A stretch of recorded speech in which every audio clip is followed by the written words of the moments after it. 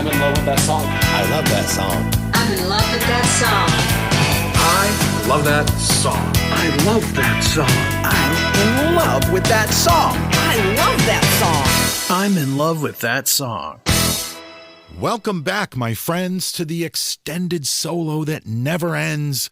This is Brad Page, host of the I'm in love with that song podcast, coming direct to your eardrums via the Pantheon Podcast Network. Way back in episode number 25 of this show, I took a break from the usual format to play 5 of my favorite guitar solos. Well, here we are at episode number 125, so I thought 100 shows later, let's revisit that topic and feature 5 more guitar solos.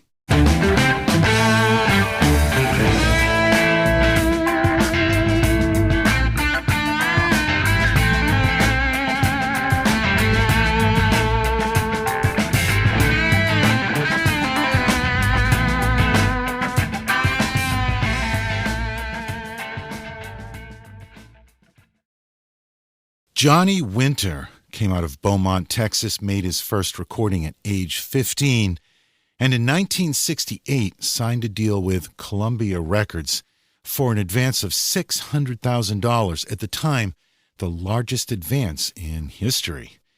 He released some very successful records, but unfortunately he became addicted to heroin, which derailed his career for a while. He sought treatment and eventually cleaned himself up, though personally, I don't think he ever fully recovered. But he released a comeback album in 1973 called Still Alive and Well, and that is my favorite Johnny Winter album. That album opens with his version of Rock Me Baby, a B.B. King song we discussed a while back on our B.B. King episode. Here, Johnny revs it up, tearing through every lick in his library and then some. It's a tour de force moment, all the evidence you need to prove that Johnny was one of the greatest blues rock guitarists in history. Johnny's throwing lick after lick at you through the whole song. I could just play the whole song for you, but here's just a short excerpt.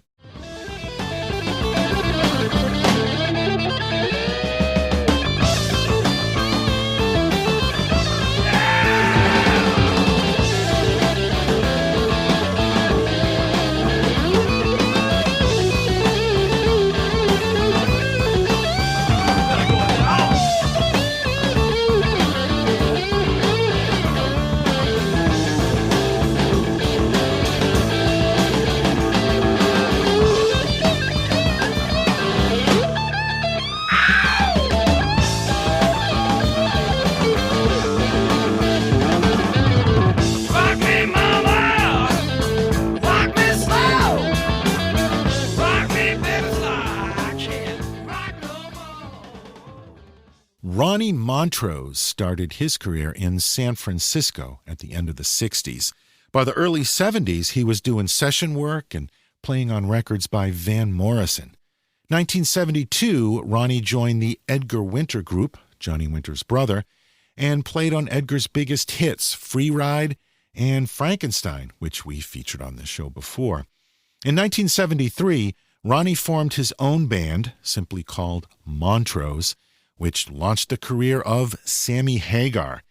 In 1978, Ronnie released his first solo album, an all-instrumental album called Open Fire, which was produced by Edgar Winter.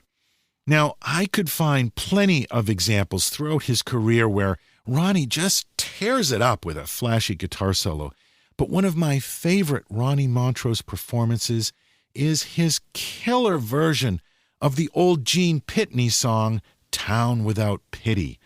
Ronnie doesn't do any real shredding on this track. It's just a fantastic showcase for his impeccable phrasing, his incredible guitar tone, and his tastiest playing. He doesn't stray far from the original melody of the song. He doesn't have to. He still makes it his own.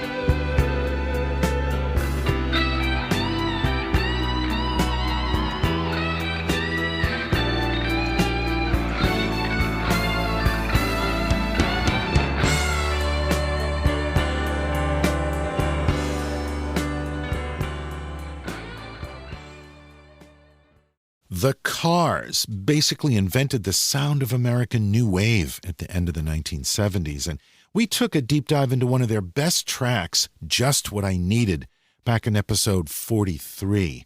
Their guitarist, Elliot Easton, could basically play anything, from rockabilly to Beatlesque pop, from punk to funk. Elliot's got to be one of the most versatile players out there.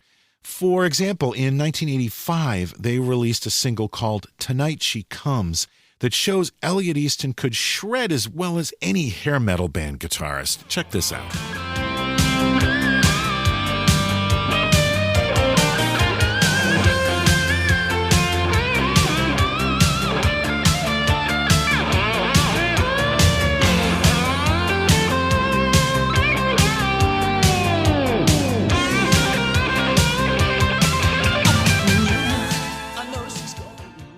But that's not actually the solo that I wanted to feature. I wanted to go all the way back to their first album to play a solo that combines rockabilly licks with power pop sensibilities in a new wave setting. I'm talking about his solo in My Best Friend's Girl.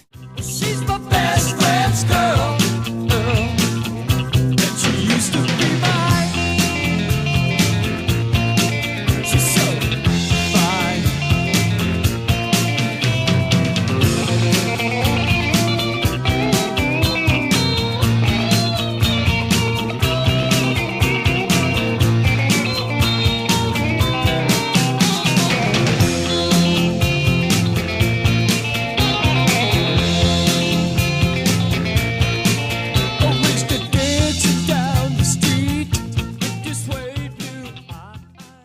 Hard to believe that's the same guy who played that solo in Tonight She Comes that we heard a minute ago.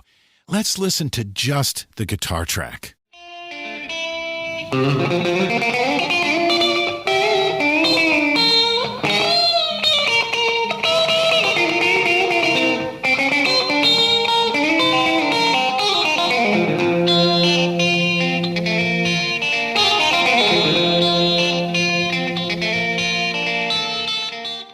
By the time the Eagles made their Hotel California album, they had two amazing guitar players in the band, Don Felder and Joe Walsh. Everybody knows the part on Hotel California where Don and Joe trade off licks, one of the greatest guitar duels on record. But one of my favorite guitar moments from the Eagles wasn't played by Don Felder or Joe Walsh. It was played by Glenn Frey on the song Try and Love Again. You can say what you want about Glenn Frey or the Eagles, but this solo is, I think, a melodic masterpiece.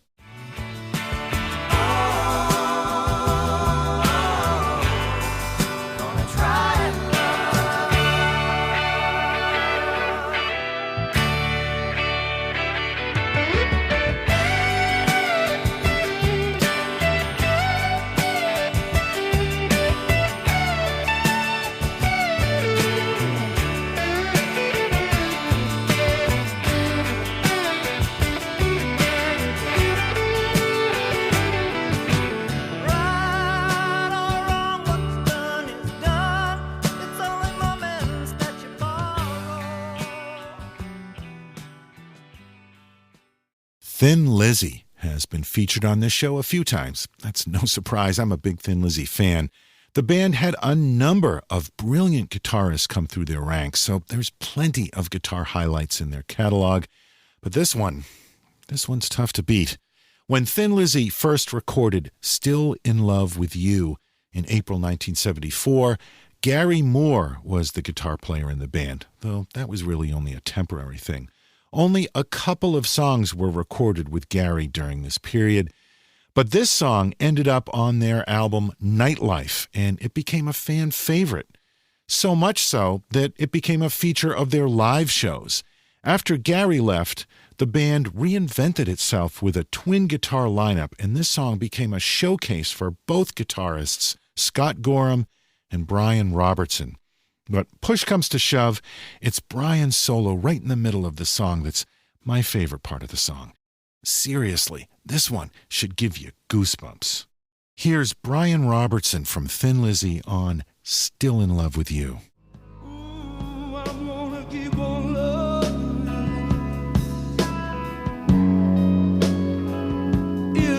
it's the end. Still in love with you.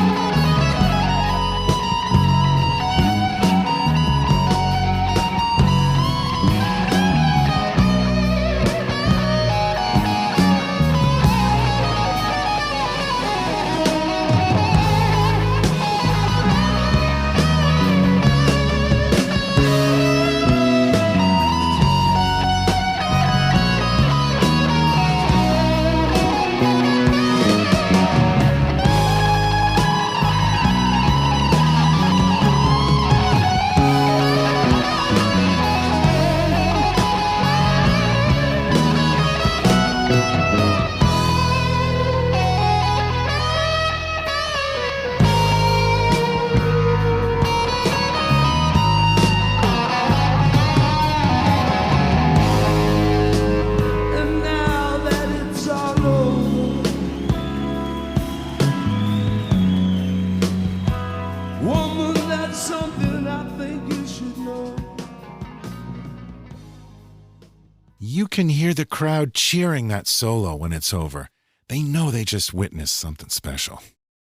Well, I'll admit that I am biased, but I believe that next to the human voice, the electric guitar is the most expressive instrument on planet Earth.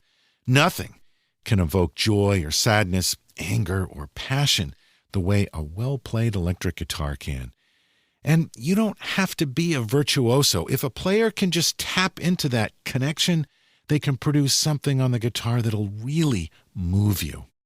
Thanks for listening to this edition of the I'm in Love with That Song podcast. If you'd like to leave feedback or a review of the show, podchaser.com is the best place to do it. You can keep up to date with the show on our Facebook page, and you can find all of our previous episodes on our website, lovethatsongpodcast.com, or just search for us on Google Podcasts, Amazon, Spotify, Apple Podcasts, and pretty much anywhere podcasts can be found. And if you like the show, tell some people about it. Share it with your friends. That helps the show to grow. We are part of the Pantheon network of podcasts where you can find a plethora of music-related shows, so give some of those shows a shot. New episodes of this show are released on the 1st and the 15th of every month, so I'll see you back here in about 2 weeks. Until then, plug in your axe and crank up your amp.